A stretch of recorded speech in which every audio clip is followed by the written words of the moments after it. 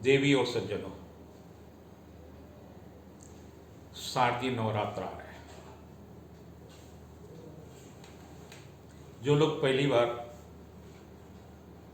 नवरात्र के व्रत करते हैं वो शारदीय नवरात्र से ही व्रत प्रारंभ करते हैं। वैदिक काल में 4 बार नवरात्र के व्रत होते थे। आषाढ़ मास, चैत्र मास, आश्विन मास और माघ मास में। धीरे धीरे 2 गुप्त नवरात्रियां आ गई, आषाढ़ की और माघ की, जो सन्यासी या साधक करते हैं। गृहस्थों में वासंत्रिक चैत्र की नवरात्रि और आश्विन मास की नवरात्रि, शारदीय नवरात्रि प्रचलित है। शारदीय नवरात्र 17 अक्टूबर से प्रारंभ होगी। देवी का आगमन घोड़े पर है। 24 अक्टूबर को महाअष्टमी है और 25 को महानवमी है। देवी भैंसे पर सवार होकर के विदा होगी। दोनों ही स्थितियां अच्छी नहीं है। भगवती के आगमन से तमाम सारी अगले 6 महीने तक, चैत्र तक की जो स्थितियां होती हैं मानव जात के लिए, जीव जंतुओं के लिए, प्रकृति के लिए, उस पर प्रभाव पड़ता है। और बहुत सारे लोग इस आधार पर भी भविष्यवाणियां करते रहे कि देवी का आगमन कैसा है। जब घोड़ा दौड़ता है तो धूल उड़ती है, और जब धूल उड़ती है तो किसी न किसी प्रकार का प्रकोप होता है। कोरोना का प्रकोप चल रहा है, डेंगू की संभावना है।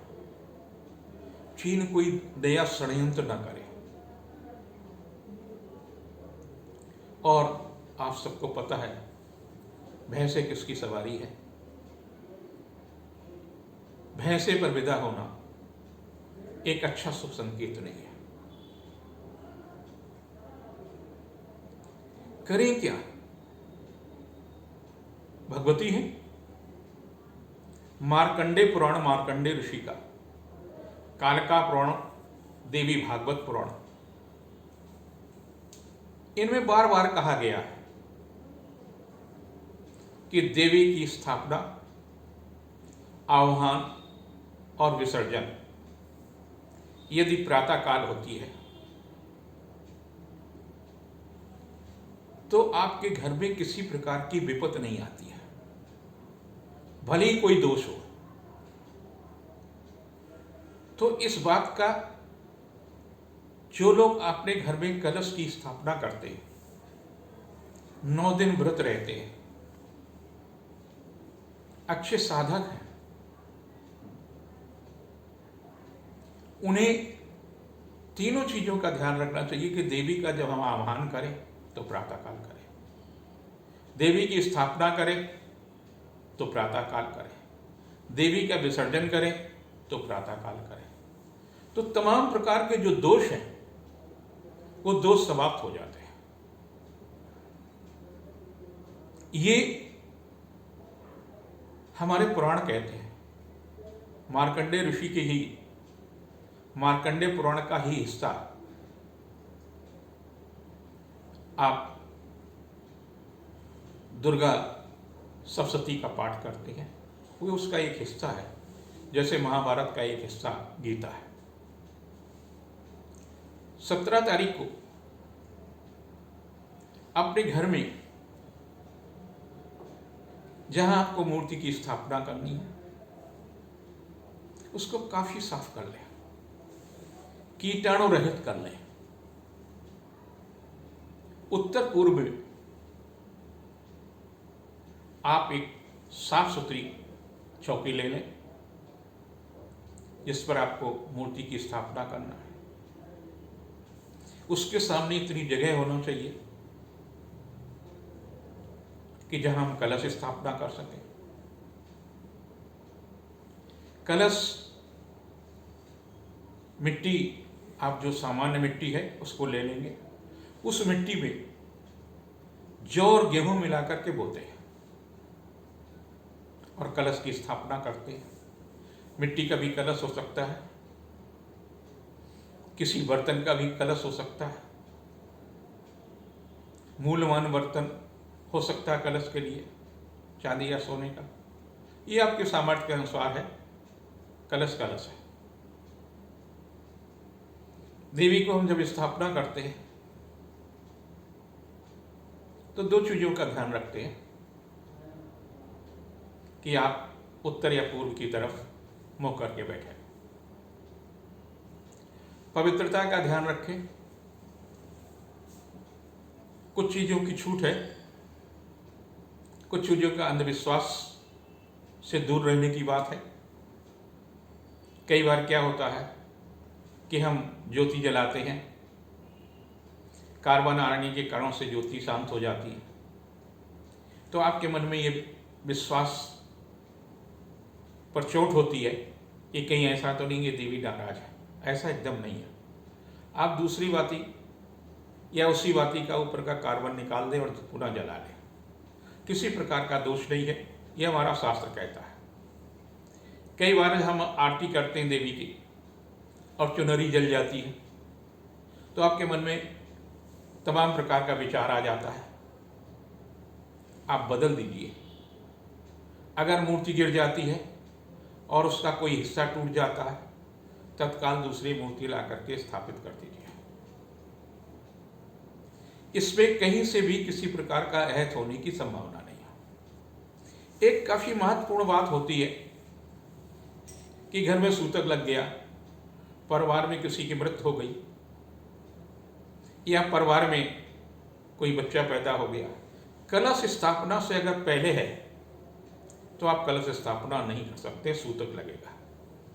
कलश की स्थापना अगर हो गई है और कलश स्थापना के बाद में सूतक लगता है तो उसमें किसी प्रकार का दोष नहीं है। आप पूरी तरह से 9 दिन का व्रत करें, ये शास्त्र कहता है। शास्त्र में एकदम स्पष्ट निर्देश है, तो इसलिए इसमें कहीं से भी घबराने की आवश्यकता नहीं है। कई लोग 9 दिन का व्रत करते हैं, कई लोग पहला और आखिरी दिन करते हैं, कई लोग 5 दिन का व्रत करते हैं। ये आपके शरीर की सामर्थ्य के अनुसार स्थिति है। इसमें गरिष्ठ पदार्थों का सेवन कम से कम करें। जल, फल, इनके खाने से किसी प्रकार का दोष नहीं है। आप दिन में कई बार जल ले सकते हैं, कई बार खा सकते हैं, कई बार उनका प्रयोग कर सकते हैं। प्रसाद में भी आप अपनी सुविधा के अनुसार किसी दिन फल है, किसी दिन कुछ आप देवी को भोग लगा सकते हैं। एक बात की विशेष रूप से सावधानी रखना है कि झूठ न बोले। अगर आप कलश स्थापना करते हैं तो रात्रि को संभव हो तो उसी कमरे में शयन करें। एक सावधानी है। पवित्रता का विशेष रूप से ध्यान रखें। दूसरी, चूंकि घोड़े पे आएंगी और भैंसे पर विदा होगी, तो आप अपने घर के प्रवेश द्वार पर 8 मुखी 8 बत्तियों वाला सरसों के तेल का दिया जरूर जला दिया करें, ताकि किसी प्रकार का अहत आपके घर में न हो। सफाई का विशेष रूप से ध्यान रखें। दूसरा, इसमें जो अनिवार्य हिस्सा है, कन्या पूजन। नियम तो ये है कि पहले दिन 1, दूसरे दिन 2, तीसरे दिन 3, चौथे दिन 4, 5वें दिन 5, छठे दिन 6, 7वें दिन 7, 8वें दिन 8, 9वें दिन 9 कन्याओं का हम पूजन करते हैं। कन्या सुंदर होना चाहिए, किसी भी जात की हो सकती है। दूसरी बात ये कि निरोगी होनी चाहिए कन्या, और उनका जब हम पूजन करते हैं तो देवी की तरह से ही पूजन करें। उनको आप डांटते हैं, उनको आप बोझ ऐसा समझते हैं, आप परंपरा के अनुसार उनका पूजन वो कर देते नहीं। आपके घर पे आएंगे, जब आप उनको आमंत्रित करें, बुलाएंगे, तो उनको आदर के साथ स्थान दीजिए, उनके पैर धोइए, पैर पोंछिए और उनका माला से किसी तरह से श्रृंगार करिए, भोजन कराइए और भोजन कराने के बाद उनको यथासामर्थ्य दक्षिणा दीजिए। जो वह जूठन गिरी है, वो जूठन आपके घर की दरिद्रता को नाश करती है, आपकी कुंडली में तमाम प्रकार के दुर्योग हैं तो उनको नाश करती है। जैसे आपकी सामर्थ्य हो वैसे करिए। आप कन्या पूजन जरूर करिए, आप सबके लिए देवी मंगलकारी हो। दूसरी, इसमें कपूर की आरती करना न भूलें।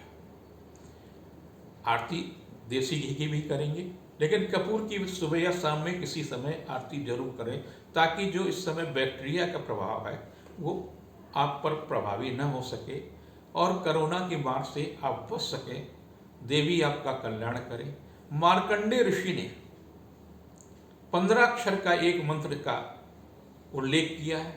उस मंत्र को अगर आप 55 माला इन 9 दिनों में करेंगे तो जो आपकी चली आ रही समस्या है, रोजगार की, स्वास्थ्य की, परिवार की, कलह की, इन सबसे मुक्ति होगी। हम भी जप करते हैं, मेरी पत्नी भी जप करती है, मेरे दोनों बेटे बहू सभी लोग जप करते हैं और भगवती की कृपा से मैं अभी कोरोना में अस्वस्थ हो गया था, फिर से वापस लौटे हूँ। भगवती और हनुमान जी की अद्भुत कृपा रही है। साथ ही साथ मेरे परिवार का जो सहयोग रहा वो भी बड़ा प्रशंसनीय है। मंत्र है का ए ई ला ह्रीम, हा सा का ला ह्रीम, सा का ला ह्रीम। ये 15 अक्षर का मंत्र है। इस मंत्र का आप जिस तरह से मैंने जप किया, अगर आप भी जप करते हैं तो मेरा अनुभव है, जिन लोगों को भी मैंने जप कराया वो सामर्थ्यवान हुए, धनवान हुए, यशवान हुए। भगवती आप पर भी कृपा करे, यही मेरी कामना हो, आपकी भी मनोकामना हो।